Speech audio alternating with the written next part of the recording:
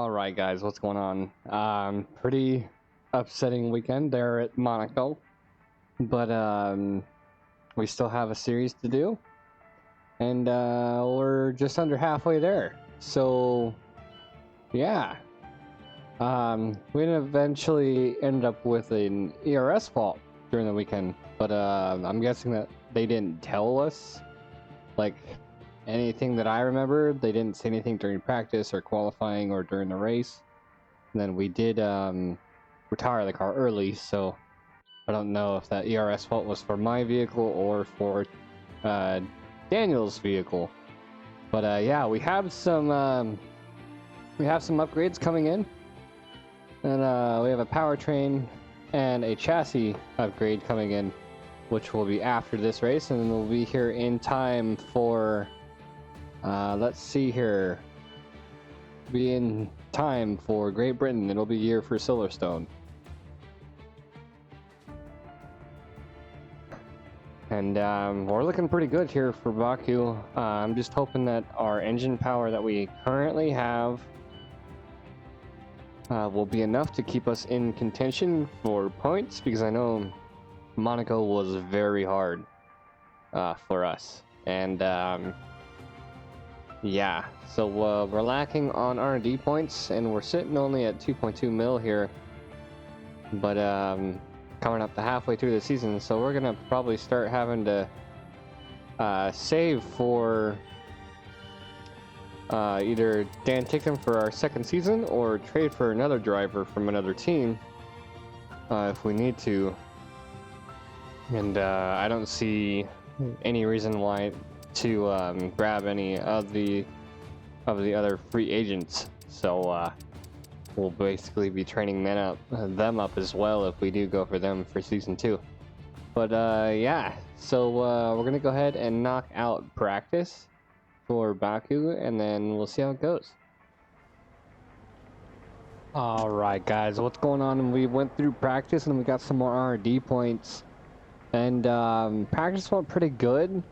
And like before in Monaco, we're feeling a lot better on the straights compared to the corners. We lost a little bit of time towards the castle section of Baku, but we're hoping with our most recent DRS upgrade, that'll definitely help, because it definitely helped in some of our training modules, such as the track acclimation and the race strategy.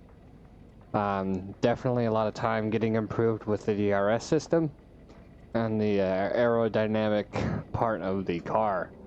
So that's what we are hoping. That's why we went for those aerodynamic and chassis upgrades at the beginning.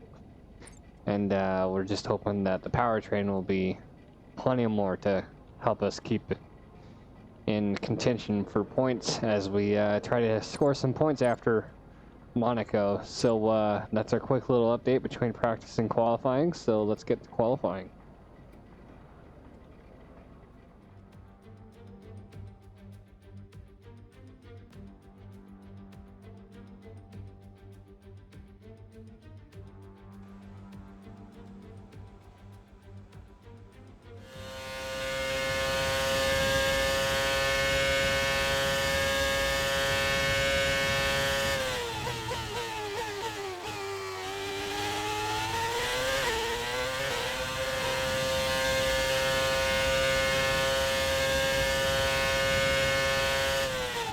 We've only got one lap of fuel remaining.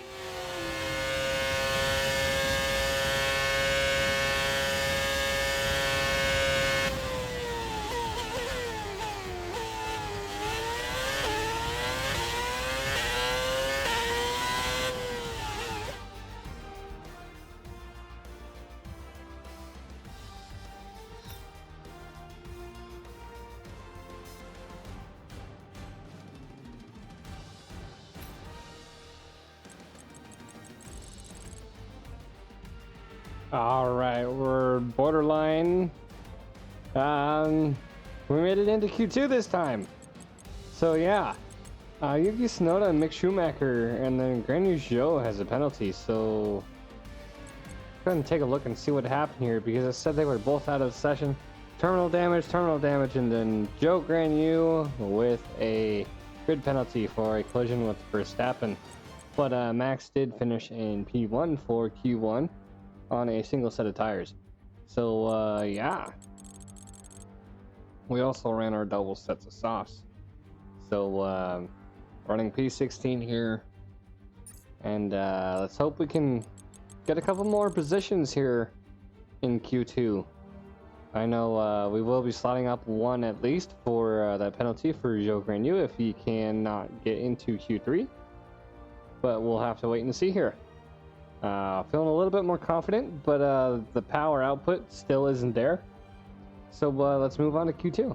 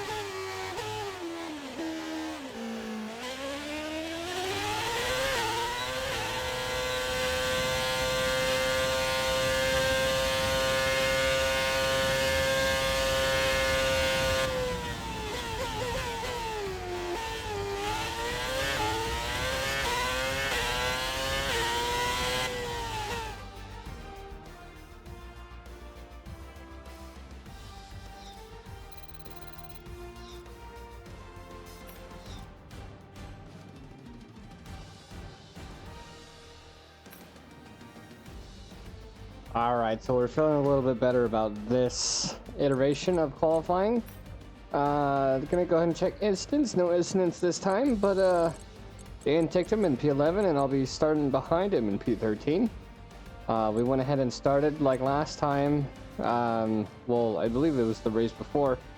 Q2 was started with the old softs and then went with the new softs to see where we were at for times.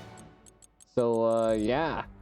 Surprising to see Carlos Sainz so far back in the Ferrari as he gets knocked out of Q2 as Charles Leclerc is the remaining Ferrari to fight for top 10 shootout.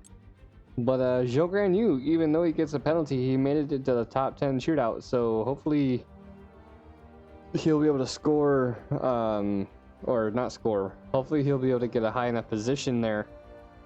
That way his 5 grid penalty doesn't really affect him during this race, as he's provisional 10th, while his teammate Valtteri Bottas is in the back of the pack. I believe it was P17 or P18 for him.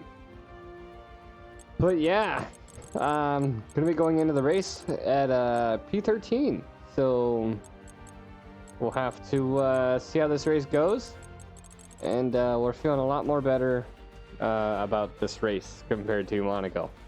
So hopefully we can last long enough to finish this race, or our energy store and our MCU unit will cause us some issues. So hopefully that won't happen. All right, we will see you guys on the track. A warm welcome to you all at home for today's Azerbaijan Grand Prix, a race that in its short history has already proven no stranger to drama, and where a 4th row start is just about as likely to give you a podium as pole position, with Lance Stroll and Sergio Perez finishing 3rd from there in 2017 and 2018 respectively. The Baku city circuit measures roughly 6 kilometers, and it's made up of 20 corners and 2 DRS zones. The circuit winds around the narrow city, through the old town, and even brushes against the city's medieval walls. However, as beautiful as the setting is, this track is also a ferocious technical challenge, where the smallest of mistakes could lead to a catastrophic consequence for any one of our drivers. It's time to take a look at our starting grid for today's race. World champion Max Verstappen starts from pole position, with Charles Leclerc alongside. Looking down the rest of the grid, we have Perez, Russell, and Sir Lewis Hamilton, and Fernando Alonso, Norris, Gasly, Ocon, and Daniel Ticktum, Vettel, Johnson, Carlos Sainz, and Magnussen. Joe, they'll be starting further back after an earlier grid penalty. Ricciardo, Valtteri Bottas, and Nicholas Latifi, Albon, Tsunoda, Mick Schumacher, and Lance Stroll brings the grid to a close. Which of these talented drivers will come out on top today? Anthony Davidson joins me once again in the commentary box, and it's fantastic to have you with us here, but I'm curious, as a man with experience out on the track, how do you stop those pre-race nerves from becoming overwhelming when you're lining up on the grid? Well, I imagine they'll be starting to feel the adrenaline as they anticipate the rundown into turn one, a bit like preparing to go into battle. The unknown situation will bring nerves, but that's a good thing. It will keep them focused on the moment and on their surroundings as we build towards the start of the Grand Prix.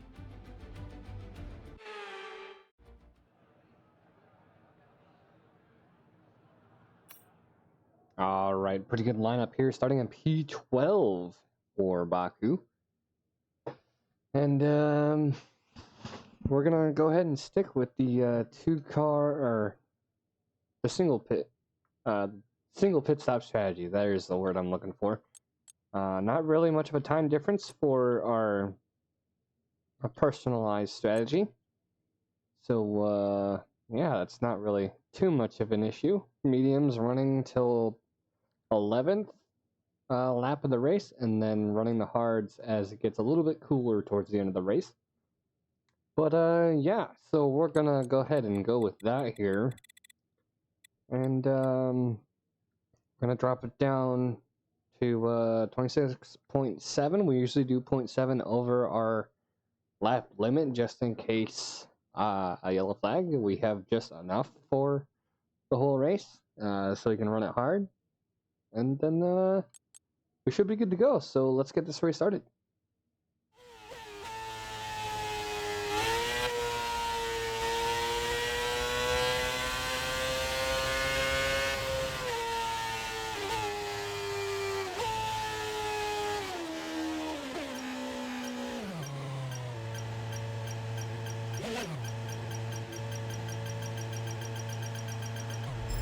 Okay, incredible parking there, nice one. That's going to give you the edge if you can get good launch as the race starts.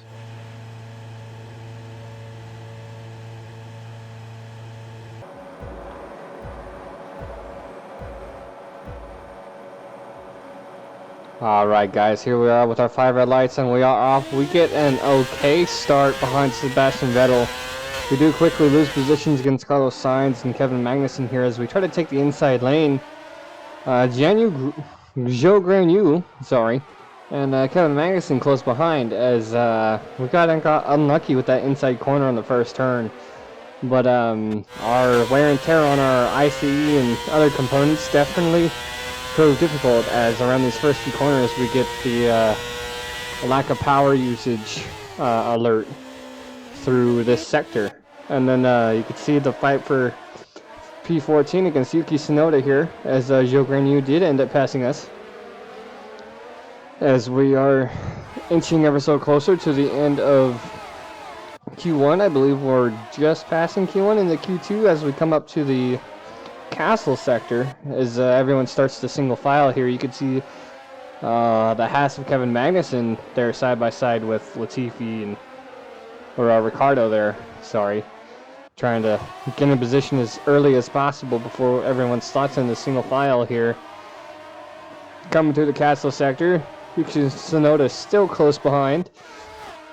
And we are still losing a bit of time against Joe Granu, as our power output isn't the best that we could wish for. But yeah, overall a pretty good first lap. It was a little bold of us to make the move we did in turn 1. But in turn, we ended up losing 2 positions and dropping back to P14 where we originally qualified. And yeah, still fighting to hold that position against Yuki Tsunoda, as he does have toe on us and he tries to make a move here on the inside as we round out the end of lap 1. And we give him the space here on the start of lap 2 on the inside corner. And yeah, so moving on to the very next lap, Yuki Tsunoda making a move on the inside, but apparently we didn't give him enough space, and you can see some parts flying there. That was actually the front wing from Yuki Tsunoda as we swap over to his perspective here, his onboard. He brakes late, and we end up pushing him into the corner. I don't know if it was intentional on our part, but I was just trying to keep him behind me, as you can see him there without the entirety of his front wing. And yeah, no warning on our part. There was no contact between us except for after he made contact with the wall as he tries to make another move there on the end of Sector 1. Moving on to lap 11. Coming into our pits, you can see Yuki Tsunoda in P21 there as he had to make a pit stop after the contact with the wall on lap 3. But we end up coming into the pits. I originally thought I was going to be one of the first ones to go into the pits, but a handful of other people went into the pits as well. So you can see that Kevin Magnussen in the Haas, they're right behind us, went for his pit. As we still managed to have a fast enough pit time to come out of the pits on lap 12 in front of Daniel Ricciardo. As we're rounding out the back of the grids here.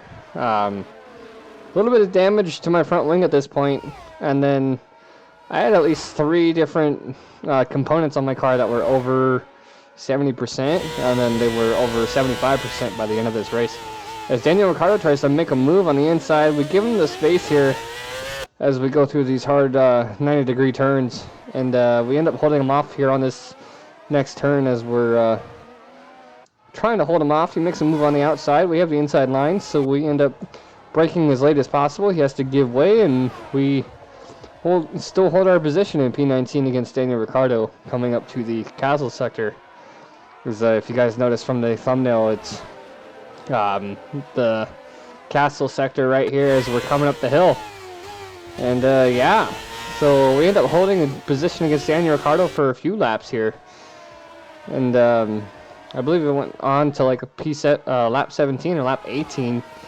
As we're actually moving on to lap 17, and Daniel Ricciardo actually made contact with turn 1, the same as Yuki Tsunoda, and lost part of his wing. He didn't lose his complete front wing, but it was the same situation where apparently the AI thought we were cutting him off.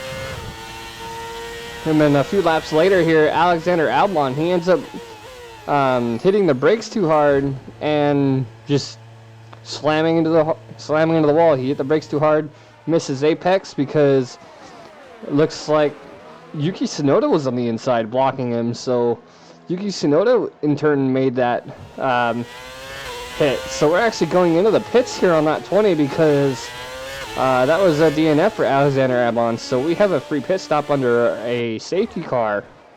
So my idea here is to make that second pit stop. I'm all the way in the back. Everybody's going to be all together, and then we're going to go on softs.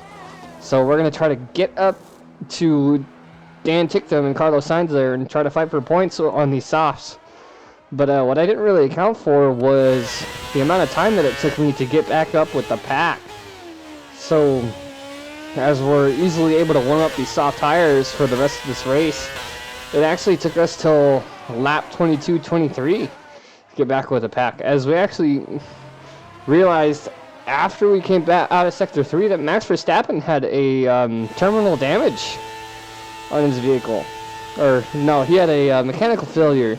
Alexander Albon had terminal damage. So, Max Verstappen, under safety car, DNF on lap 22-26. And he had a podium chance there. As we're catching up to the pack on lap 23. And, when we finish out this race, it's going to be a green-white checkered like NASCAR.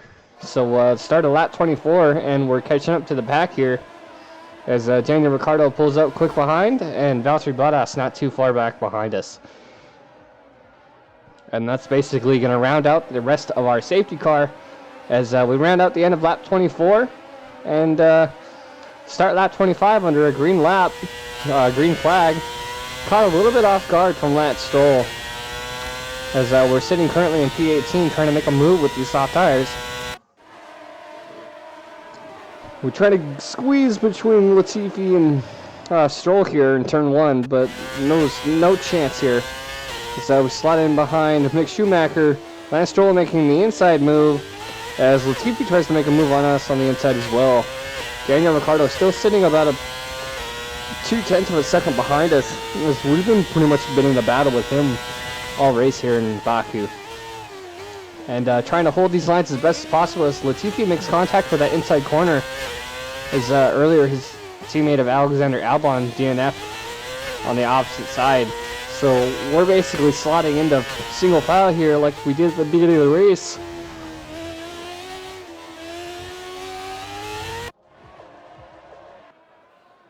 You see we're now finally coming back over to the castle section as Latifi tries to make a move on the inside. I don't know what Daniel Ricciardo was trying to do, but they end up side by side around that corner trying to make a move. But no avail to this castle section as one of them had to give way. Nicholas Latifi ended up going through. Daniel Ricciardo had to back off here as he's fending off against Valtteri Bottas for the positions here in the back end. But right where it matters the most for the end of the race with the yellow flag and the pace car, no DRS for the rest of the race. And where we definitely needed that power output for this race, definitely put us at a great disadvantage, because you could see our time frame behind Mick Schumacher going up towards a second now. And that basically rounds out the rest of the race for us as we finish.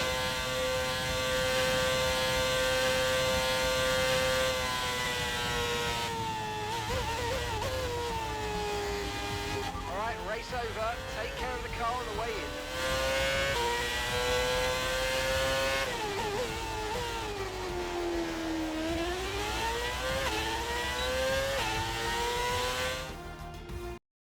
It's never an easy race here in Azerbaijan. There's drama around every corner, but they've come through to take a brilliant victory here today. Talk to me, Ants. What was it that set them apart from the competition today? I really feel the track layout combined with the track temperatures we saw today suited their car. These cars come alive when the tyres are just at the right temperature, and the driver did a great job managing that as well. They just look so comfortable out there. It's like anything, it always looks so easy when it all just clicks.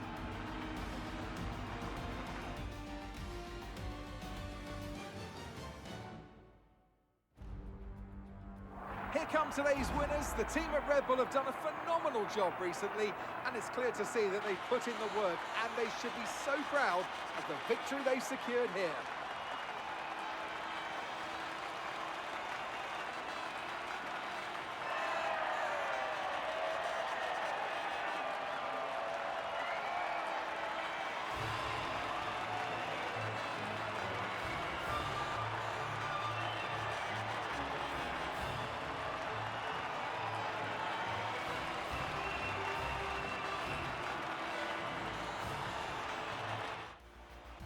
Let's have a look then at the driver's standings.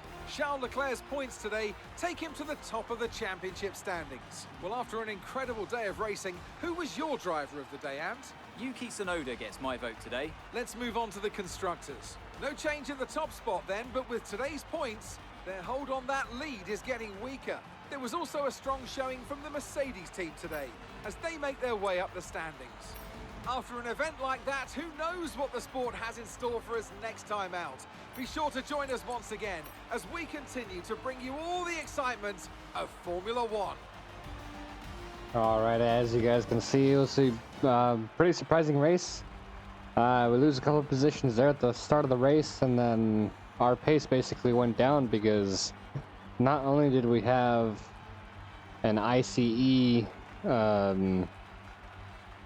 fault where we were lacking engine output, but we also had lack of engine output from the turbocharger because those components were basically in their mid-70s by the end of the race. So we have a couple components to swap out before our next race at Silverstone. No points, I believe. Dan ticked him just outside of the top 10. He was sitting in top 9. He was sitting in P9 for the longest time ever. and then the yellow flag at the very end. We had the idea to put on hards, or I'll put on softs, sorry, and see what we can do as trying to get up the grid as we go from hard to soft there on lap 20. And I meant to go in for a front wing change, but supposedly there wasn't enough damage on that front wing for them to change it, so I quickly tried to